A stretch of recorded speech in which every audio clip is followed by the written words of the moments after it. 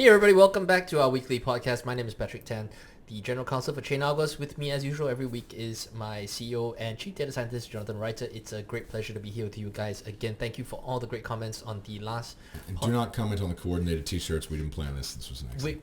While it may look as if we're wearing the same t-shirt, this was a decentralized decision There you go. that came to some kind of consensus. Top of the pile this morning. Anyway. Right. Okay. So what we're gonna talk about this week, we've got three things. We've got three topics mainly. Number one, Tether, and a lot of you guys have been asking us about Tether, about on-chain wonkiness and stuff like that. We'll get through. We'll go through a bit of that. We've had journalists as well reach out to us for some comments on the Tether stuff. So that's interesting. We'll talk about that. Second thing we'll talk about is TUSD, everybody's favorite BUSD alternative. So let's see what's going on over there. And then finally, we'll talk a little bit about the Binance defense that was lodged and some other legal issues, which I love. And we love to talk about those things. So let's just jump straight in. Let's go into Tether. What exactly is going on? A lot of people have been asking about the depeg. And a lot of people have been asking about, okay, so there's two bits to unpack here. One is, of course, anything happening on-chain that is of interest. We know about Curve. We know about the 3-pool. Let's go into that first before we start talking about stuff that may possibly be happening off-chain. Well, okay. Maybe I'll do a little bit backwards and then we'll come back to it. So, CoinDesk has been asking for a bunch of documents for a while. A number of journalists have been trying to get the court to release whatever papers and all kinds of freedom of information requests. And some information came out. And anyway, at the moment, there's a lot of concern that crypto companies' accounts are being frozen, etc.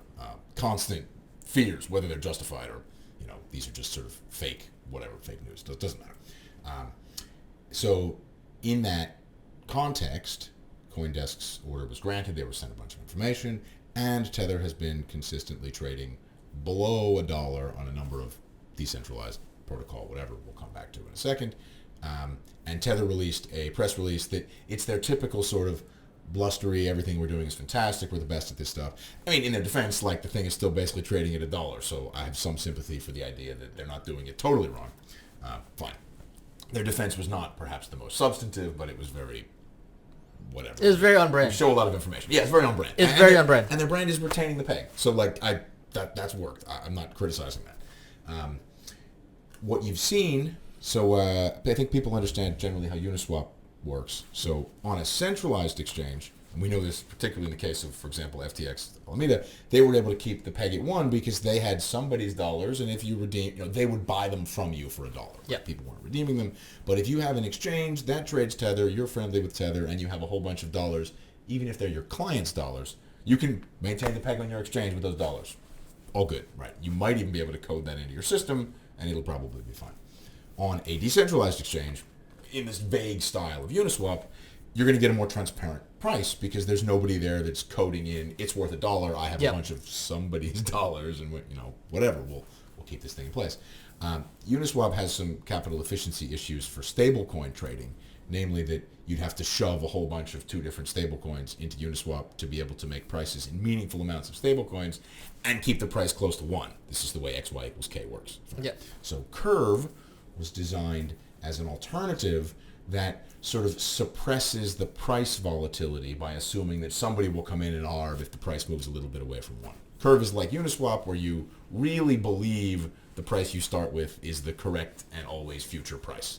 So Uniswap looks whatever like this, and Curve is much flatter and then is explosive at the edges.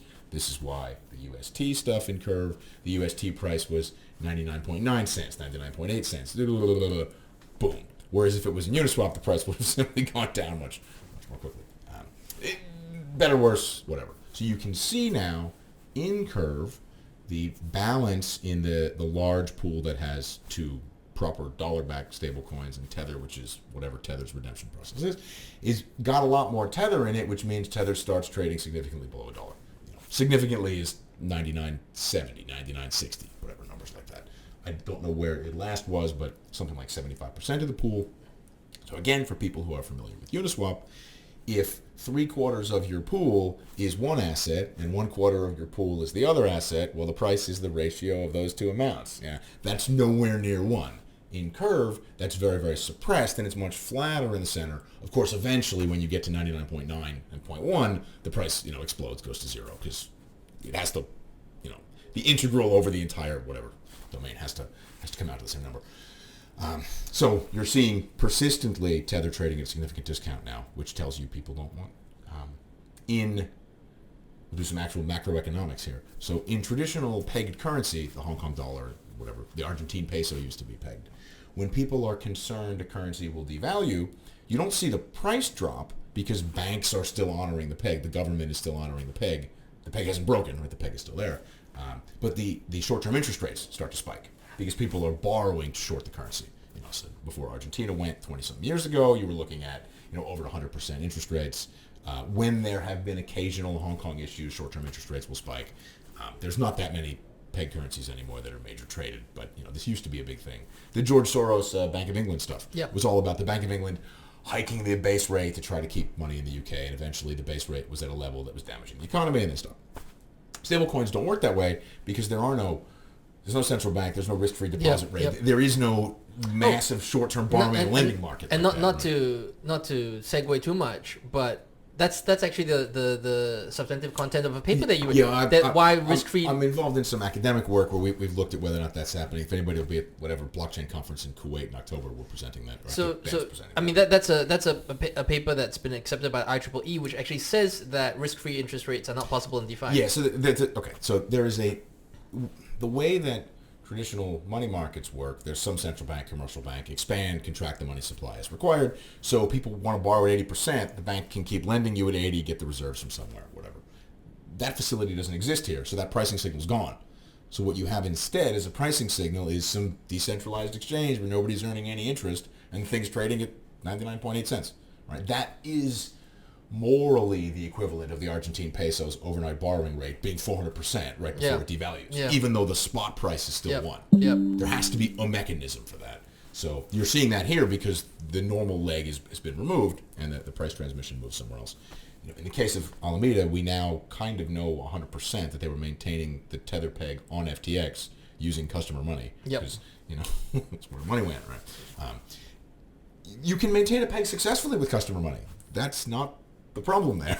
Right? There are problems, there's not that. So, we're seeing a bit of that with Tether. It's interesting.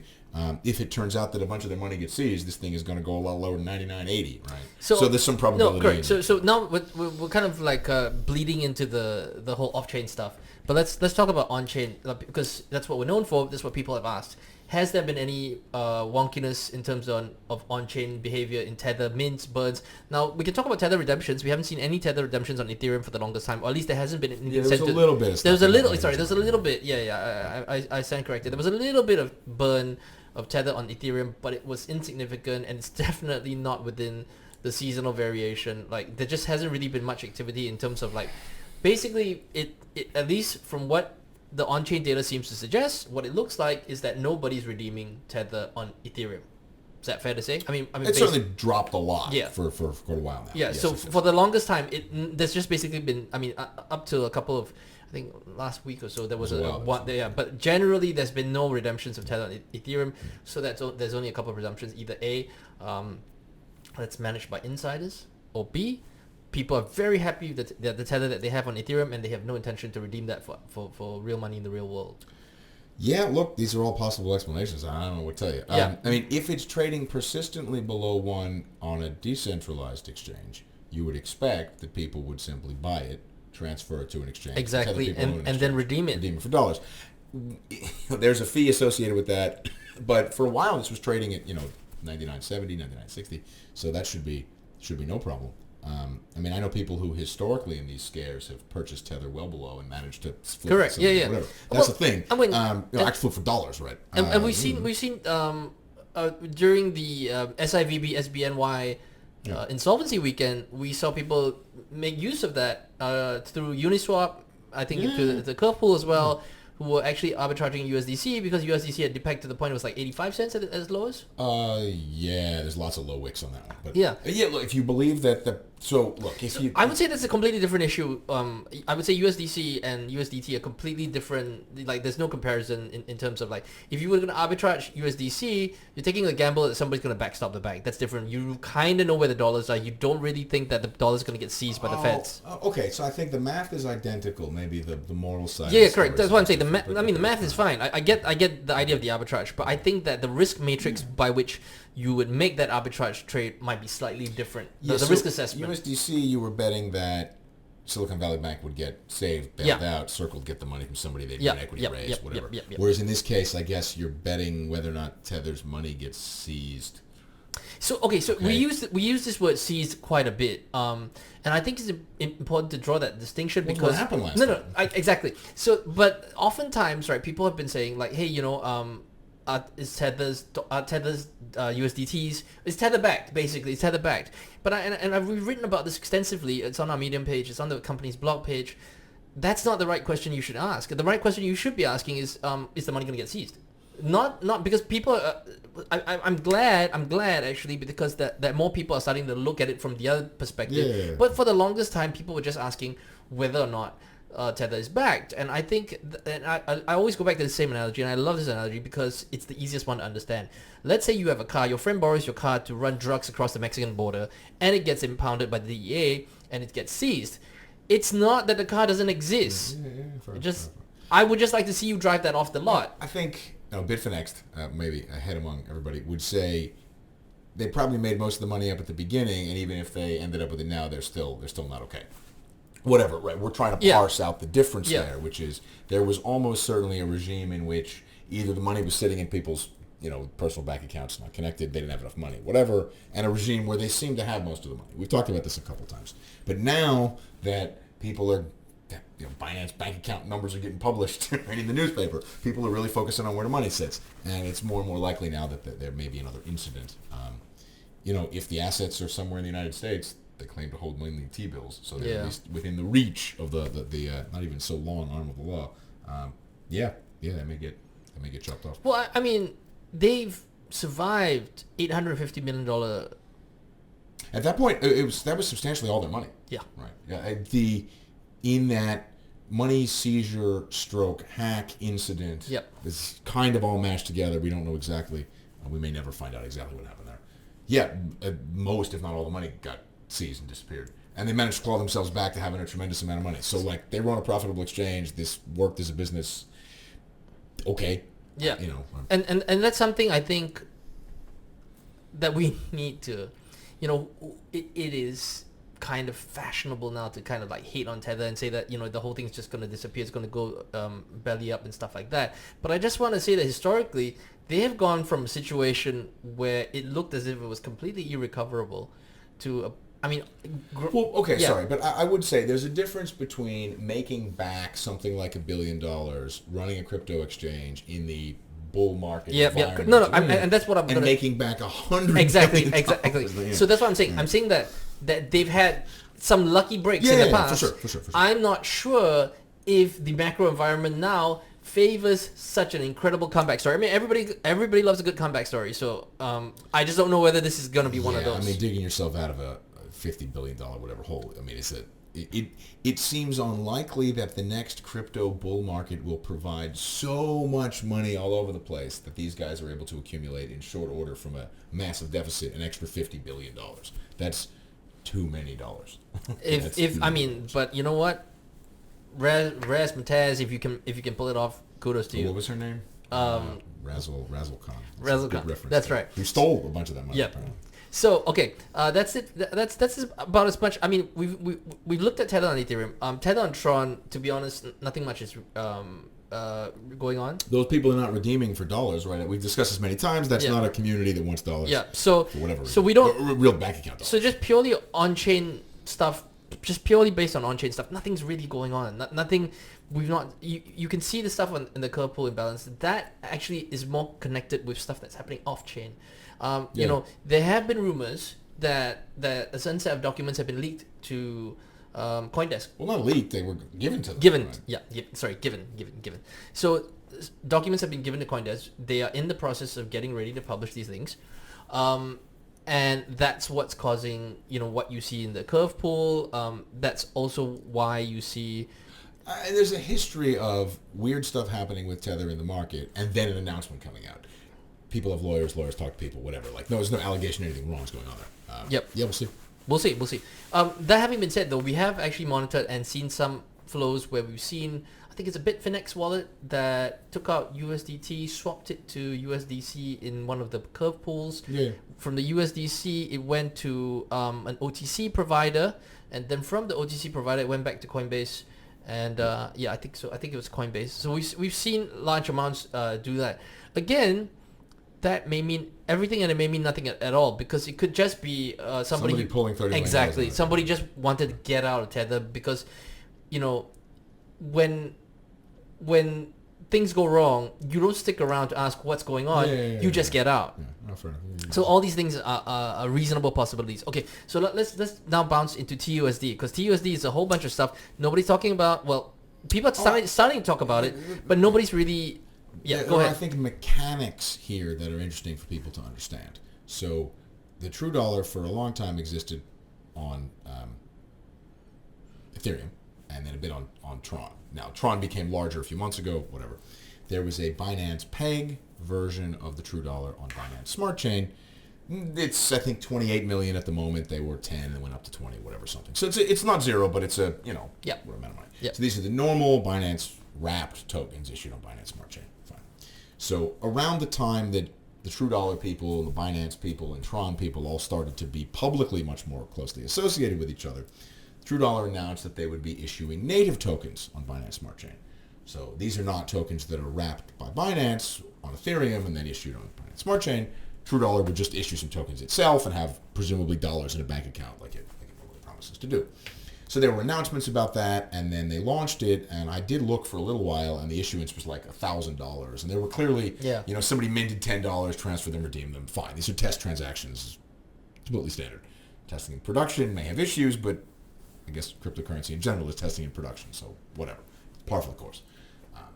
Binance announced a bit over a week ago, that they would be supporting a contract swap to the new contract, and in some way that they didn't describe precisely, facilitating migration of Binance Peg TUSD to native TUSD on Binance Smart Chain.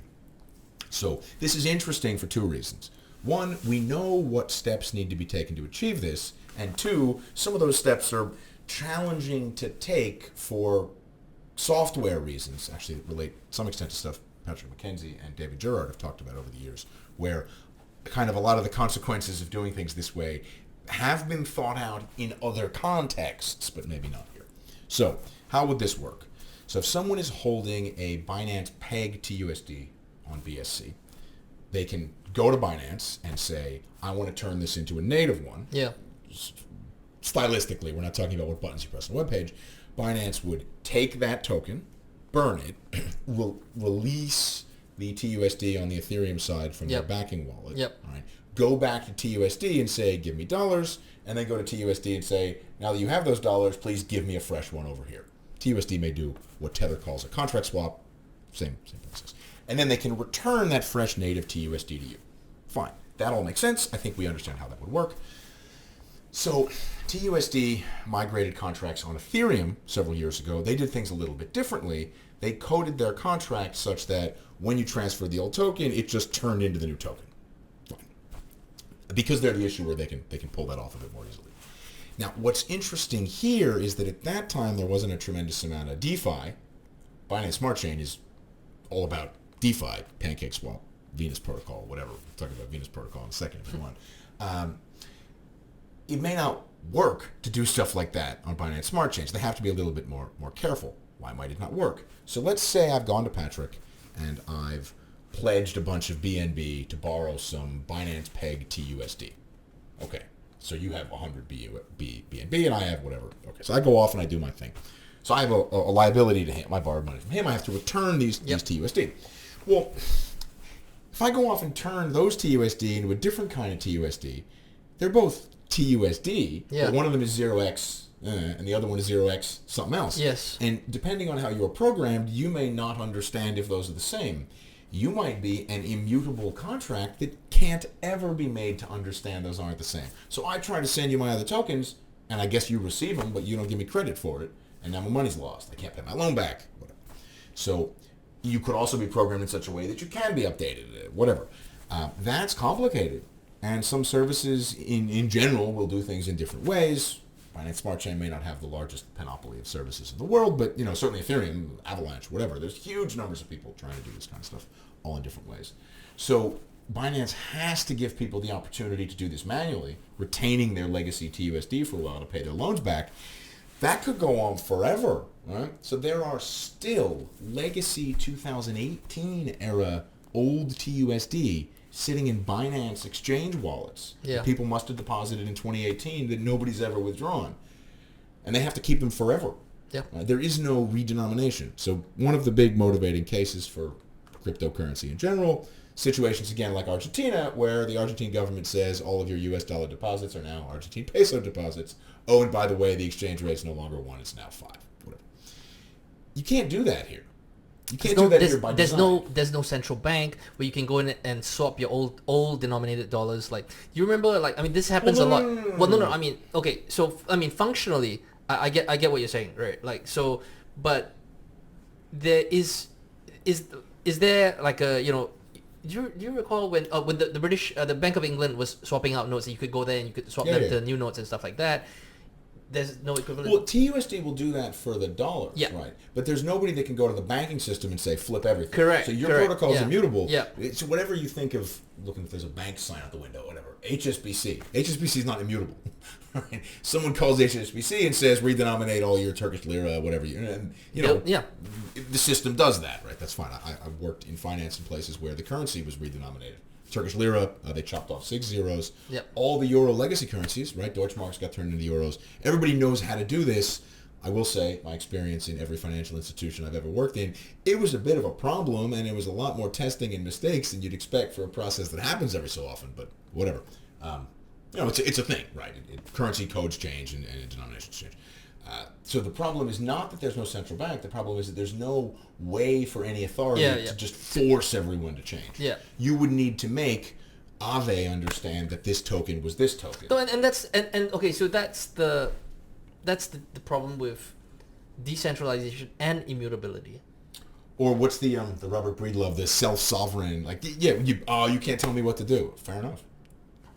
Well, now you're going to process the wrong token. Like, this is the deal you made. Yeah. This is one of the negative consequences of running a system that way. In principle, the dollars are still there, but everyone has to retain every legacy service essentially forever. Yeah. So in Europe, if I remember correctly, for the euro, commercial banks only had to convert legacy currencies for some number of years. Yep. But the central bank will convert them for you. So I still have a pile of Austrian shillings and French francs, and someday I guess I can go to the Banque de France and ask for my 40 euros or whatever it is. In Greece, I'm not sure they'll still honor it. I have drachmas. Anyway, doesn't matter. So it's an interesting example of how people talk about technical debt in software projects. Here, you know that you can basically never clear your technical debt, and it's only ever going to get bigger in some of these directions because you have to support this.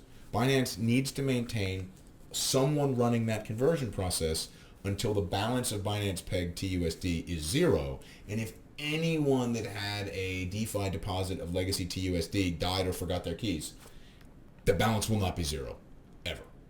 So there you go. Well, okay, switching gears just ever so slightly. There was I think like a whale alert or something along those lines where we saw Binance mint about, I think, $1 billion worth of TUSD. Yeah. And some people were quick to point out that this happened when technically TUSD was kind of like in a limbo state where you couldn't mint and you couldn't redeem, you couldn't do anything. There's been some TUSD weirdness. So a lot of clients of TUSD were complaining publicly, privately, on group chats, whatever, all over the place, that they were locked out of their accounts, they couldn't redeem, whatever. They published some announcements about how they were working to restore minting, no comments about redeeming, and no one was redeeming for a while. Redemptions restarted and seemed sporadic, and clients seemed erratic, or irate, whatever, very unhappy. Yeah. And then we saw one small mint and then one massive mint to Binance, perhaps by Binance. And we now know that one of the software providers for Prime Trust, which works with TUSD, has filed for bankruptcy. Yep. And that lawsuit is wild. It has nothing to do with cryptocurrency. It has everything to do with just wild business practices. The allegations are ridiculous.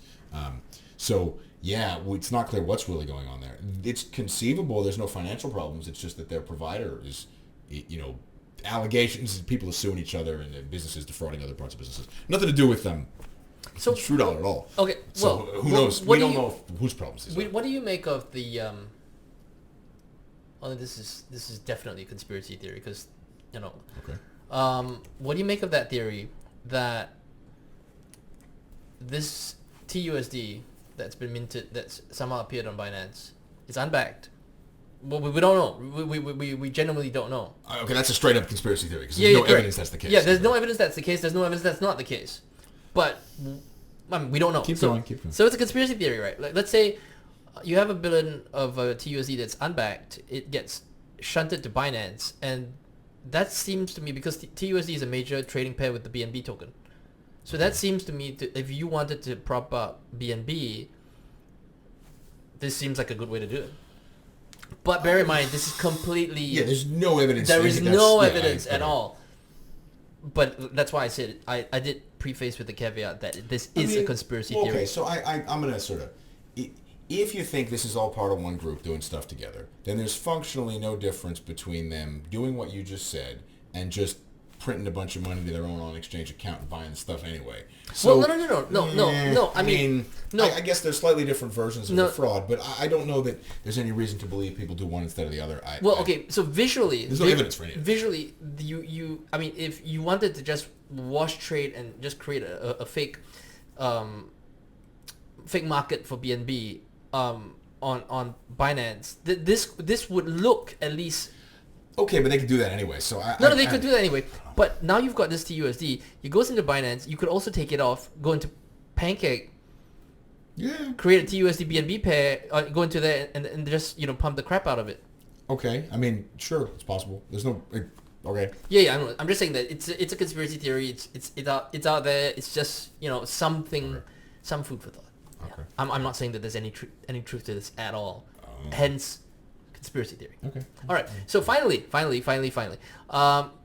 what do you make of the Binance retort, if you will, to the SEC charges? So I think the thrust of some of the defense that's come out subsequent to our last podcast is that you've allowed us to do this for a long time. Allowed is maybe not the right word. We've done this for a long time. And so you can't tell us it's not okay now. I mean, this is not a defense at all, really. The government does issue no action letters and stuff like that in general. It's difficult to get, and clearly there's no allegation anybody got one anywhere here. That's a defense. Yeah, you didn't prosecute us yet. If I do recall, right, if you're a landlord, for instance, and a bunch of squatters go onto your property and then they stay there and you don't do anything to remove them, it's 18 years, if I recall. Well, okay, I think equating squatting rights... I'm not saying that... Squatting rights are a thing. Yeah, squatting rights are a thing. Common law for a long time. And things like granting an easement. So let's say if you've given somebody a farm path through your property and you've left that farm path there, you've allowed the public to use that farm path for an X amount of time, and you've not done anything to stop them. In fact, if you've encouraged them to do that, the law presumes that you've granted them an easement. No, that's fair. And I want to make it perfectly clear that this does not apply in any way, shape, or form to what's going on here. Say, your references go back to agriculture and primarily agrarian societies when these were perhaps things. You're going to have difficulty arguing that applies here. Look, I guess it's a novel argument that effectively we've been squatting as an exchange, and we're entitled cyber to squatting. Exchange whatever. Yeah, well, that's not what cyber squatting No, that's a totally means, different thing. Maybe yeah. Okay. I would say that it's an argument. I mean, it's an argument. They are all bad. This is just maybe less bad. Yeah, I mean, look, the argument if you get caught speeding in Italy is everyone speeds in Italy. You let me speed all of yesterday. What are we doing? Right? Italy's got cameras now. That's a long time ago. And that's what I'm saying. I think that if this is the best they could come up with. Yeah, it's not a very good argument. I mean, Coinbase's argument is that they have a process for vetting if they're securities. In good faith, they believe they were not securities, and it's all good. Binance's argument, among other things, appears to be, we've been doing this for a long time, mate. What's the problem here? You can't come after us now. We already made all this money. We don't want to pay it back. Okay, that's probably not going to work. And in fact, this is a good connection maybe to the next bit we want to talk about.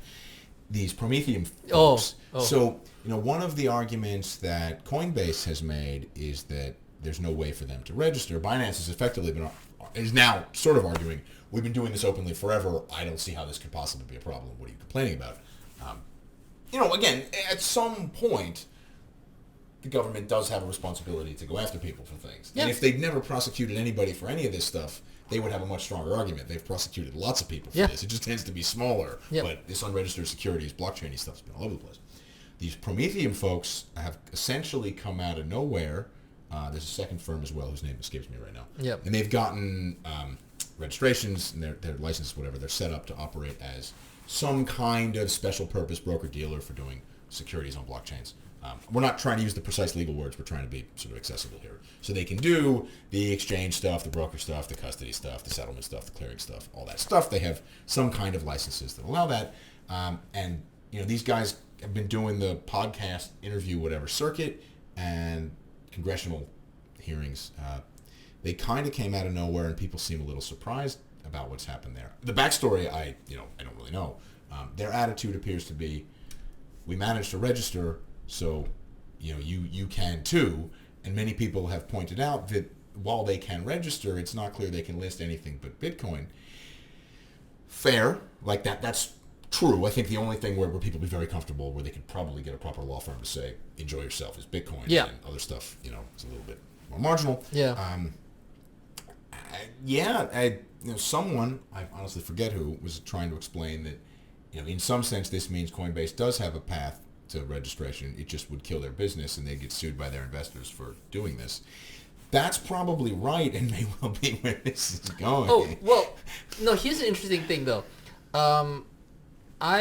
Speaking about Coinbase, BlackRock just put in...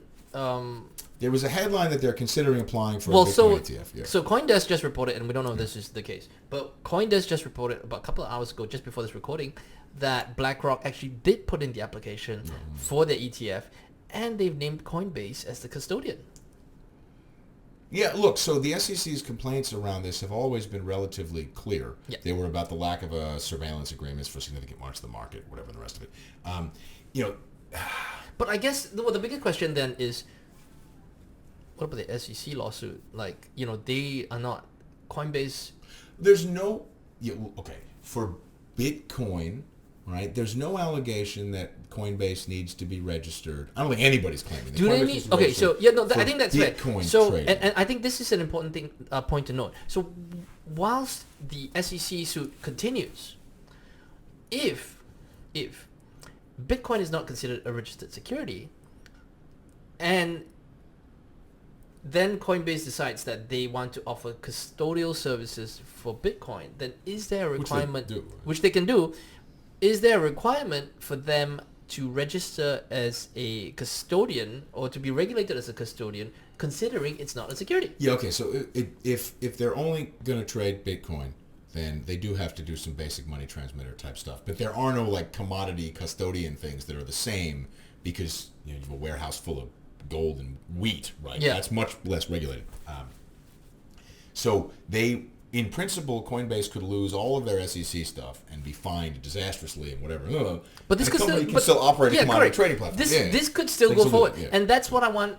That was the point I was trying to make. Yeah. That, oftentimes in the deluge and the fire hose of information that hits us, you just assume that, and this is why it's important to sift the wheat from the chaff, and to recognize that, look, there is an outcome where all of that stuff goes away, but they could still be doing custody for I would also BlackRock. say BlackRock may well put Coinbase down, and then if Coinbase has a problem, BlackRock of course. say we're going to substitute. And that's the other thing. That's the other point, that a custodian is just a service provider. So today it could be Coinbase custody, tomorrow it could be BitGo, it could be Fireblocks, it could be anybody.